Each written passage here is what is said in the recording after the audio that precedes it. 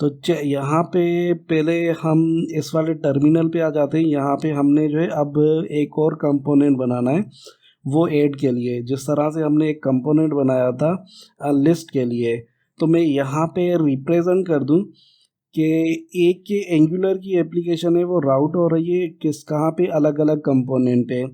जैसे कि हमने लास्ट ट्यूटोरियल में या जितना भी हमने पढ़ा है उसमें हमने एक कंपोनेंट बनाया था, ऑल एम्प्लॉय लिस्ट के नाम से कंपोनेंट था।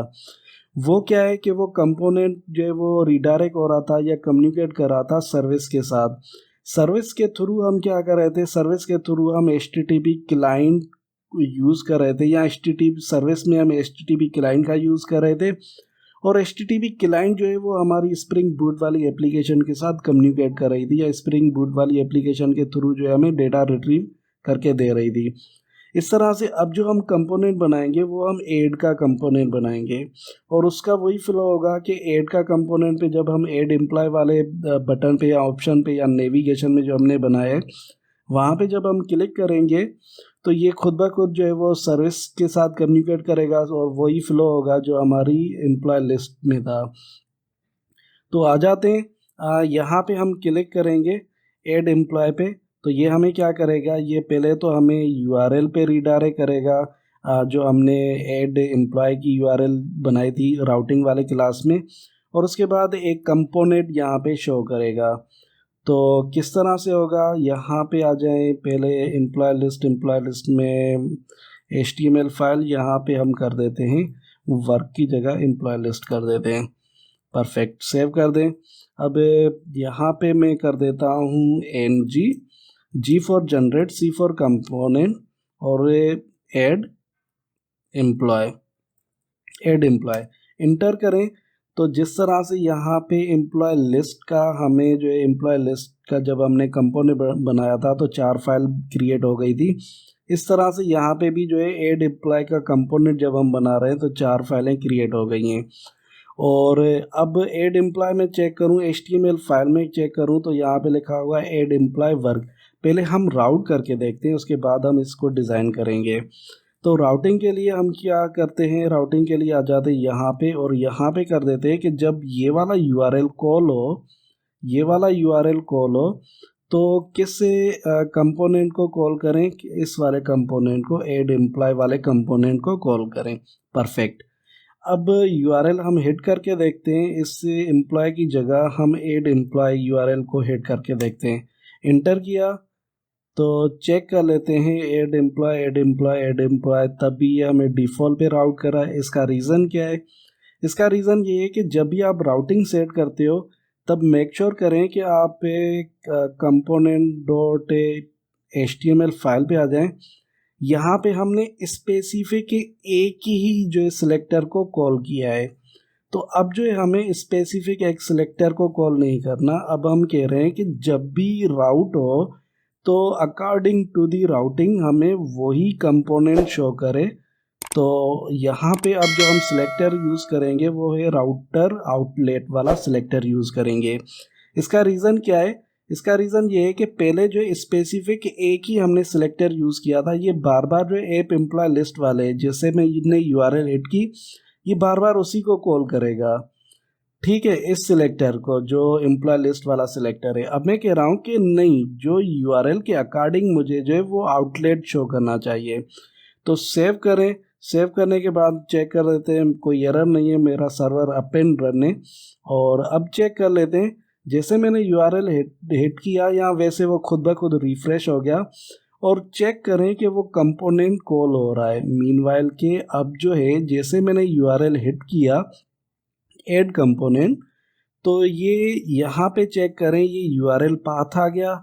ये पाथ जब हम हिट करेंगे तो ये कंपोनेंट को कॉल करेगा, और कंपोनेंट कौन सा है, कंपोनेंट है हमारा add employee component. Add employee component में चेक करें तो यहाँ पे जो है इस वाले जो है कंपोनेंट को कॉल करेगा या इस वाली HTML फाइल को कॉल करेगा। ये HTML फाइल पे जो सिंपल शो हो रहा है वो ये है कि ऐड एम्प्लॉय का एक पैराग्राफ है जो हमें रेस्पॉन्स में शो हो रहा है, ये रहा ऐड एम्प्लॉय का पैराग्राफ। अब पहले तो यहाँ पे हम एक फॉर्म बनाएंगे। वो फॉर्म कैसे बनेगा, यहाँ पे आ जाते हैं बूटस्ट्रैप पे, यहाँ पे सिंपल कर देते हैं फॉर्म। अच्छा, फॉर्म से पहले मैं ये चीज़ क्लियर कर दूं कि अब जो है ये हम मैन्युअल राउट कर रहे हैं, ये हमने मैन्युअल यूआरएल दिया है। यहाँ पे मैं चाह रहा हूँ कि यहाँ पे मैं क्लिक करूँ, यहाँ पे ये देखें, यहाँ पे मैं चाह रहा हूँ कि ये मैं ऐड एम्प्लॉय पे क्लिक करूँ तो मुझे उस वाले कंपोनेंट पे या उस वाले पाथ पे रीडायरेक्ट करे। तो उसके लिए हम क्या करेंगे, आ जाएं अपने कोड पे।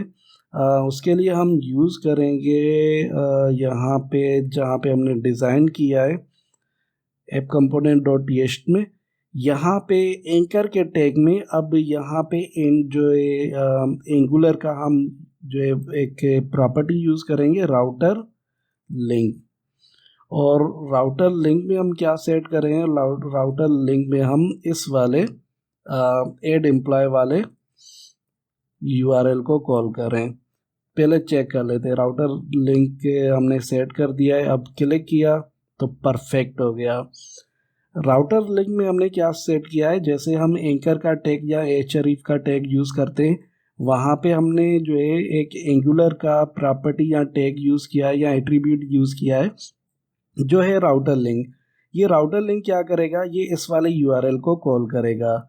ये यूआरएल जब कॉल हो रहा है तो यहाँ पे हमने क्या सेट किया है, यहाँ पे हमने सेट किया है कि जब ये यूआरएल कॉल हो तो ये वाला कंपोनेंट कॉल हो जाए, ऐड एम्प्लॉय कंपोनेंट। अब ऐड एम्प्लॉय कंपोनेंट में सिंपल क्या है, सिंपल यहाँ पे जो है ऐड एम्प्लॉय वर्क ये लिखा हुआ है। तो जब हम क्लिक करें तो यहाँ पे आपको ये यूआरएल शो हो रहा है और बाद में वो आपको आउटपुट भी मिल रहा है। क्लिक किया यहाँ पे तो यहाँ पे पूरे एम्प्लॉयज शो होंगे। ऐड पे क्लिक करेंगे तो यहाँ पे हम ऐड कर सकते हैं। अब ऐड के लिए यहाँ पे हमें फॉर्म चाहिए, तो यहाँ पे मैं कर देता हूँ फॉर्म, फॉर्म कर दें और यहाँ से कोई एक फॉर्म उठा लेते हैं। यही फॉर्म हम कॉपी कर लेते हैं, कॉपी किया और आ जाएं अपने यहाँ पे, इस कोड को आप पेस्ट कर दें। अच्छा, सिंपल जो है हमने वो फॉर्म कॉपी किया, यहाँ पे सेव करें और सेव करने के बाद चेक करें कोई एरर नहीं है और रिफ़्रेश करते हैं अपने उस वाले पेज को, तो यहाँ पे ये फॉर्म डिज़ाइन हो चुका है। अब इनको थोड़ा सा हम फॉर्मेट कर लेते हैं। तो ये मीनवाइल के अब जो है अगर हम यहाँ पे ऑल एम्प्लॉयज़ पे हैं और ऐड करना चाहें, यहाँ से हम एम्प्लॉय किसी भी एम्प्लॉय को ऐड करना चाहें तो कर सकते हैं। तो सिंपल होगा कैसे, सिंपल यहाँ पे पहले तो हम फॉर्मेटिंग कर लेते हैं, डिव हो गया, एक और हम बना लेते हैं, इसी को मैं कॉपी करके पेस्ट कर देता हूँ। 3 फील्ड्स हो गई। यहाँ पे ईमेल की जगह हमने लेबल पे करना है फर्स्ट नेम, और इस तरह से यहाँ पे फॉर की जगह भी हम कर देते हैं फर्स्ट नेम, और टाइप इनकी कर देते हैं टेक्स्ट, और कंट्रोलर को रहने दे, यहाँ पे कर देते हैं फर्स्ट नेम। इस तरह से चेक कर लेते हैं कहाँ कहाँ पे हमें चेंजेस करनी है। यहाँ पे भी प्लेस होल्डर में कर देते हैं फर्स्ट नेम।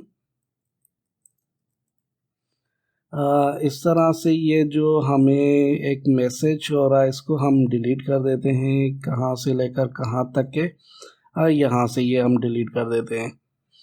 ठीक है, देन यहाँ पे एक एट्रीब्यूट हम यूज़ करेंगे नेम का, तो हम नेम भी डिफाइन कर देते हैं जो इम्पोर्टेंट है, ताकि हम टेक्स्ट की जो वैल्यू गेट करते हैं वो कैसे गेट करते हैं, नेम हो गया। इस तरह से यहाँ पे हम कर देते हैं पासवर्ड की जगह लास्ट नेम,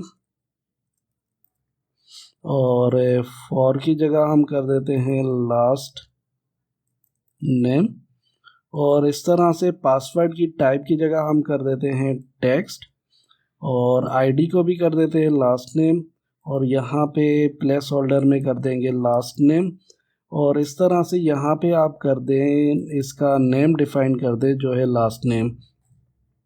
इस तरह से ईमेल होगा, बाद में लास्ट नेम हो गया, एंड देन चेक बॉक्स को हम डिलीट कर देते हैं। यहाँ पे हम ये चेक बॉक्स डिलीट कर देते हैं, और हमें क्या चाहिए, हमें टेक्स्ट फील्ड चाहिए। तो इसी डिव को मैं कॉपी करके पेस्ट कर देता हूँ और यहाँ पे कर देता हूँ ईमेल, और यहाँ पे हम कर देते हैं ईमेल।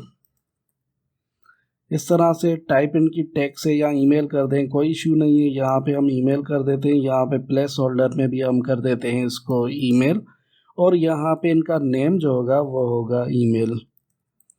सेव करें। सेव करने के बाद यहाँ पे इस फॉर्म को जो है मैं डिव में डिफ़ाइन करना चाह रहा हूँ, डिव में डिफ़ाइन करें। उसके बाद यहाँ पे मैं इसको क्लास यूज़ कर रहा हूँ, कंटेनर का यूज़ कर रहा हूँ, कंटेनर का यूज़ करें। सेव करें। यहाँ पे इस फॉर्म को जो है मैं क्लोज कर देता हूँ, इस फॉर्म को जो है पूरे डिव में यहाँ पे क्लोज कर देते हैं। कट किया, यहाँ पे आकर मैं इस डिव को क्लोज कर देता हूँ। ये जो हेडिंग शो हो रही है, यहाँ पे हेडिंग जो है हम कर देते हैं हेडिंग 3, और यहाँ पे कर देते हैं ऐड एम्प्लॉय।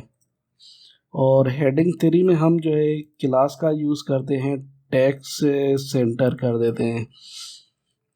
चेक कर लेते हैं अब आउटपुट क्या आता है। परफेक्ट, अब आउटपुट हमारे पास ये आ रहा है। ऐड एम्प्लॉय हो गया, फर्स्ट नेम हो गया, लास्ट नेम हो गया, ईमेल हो गया, और यहाँ पे सबमिट का बटन है।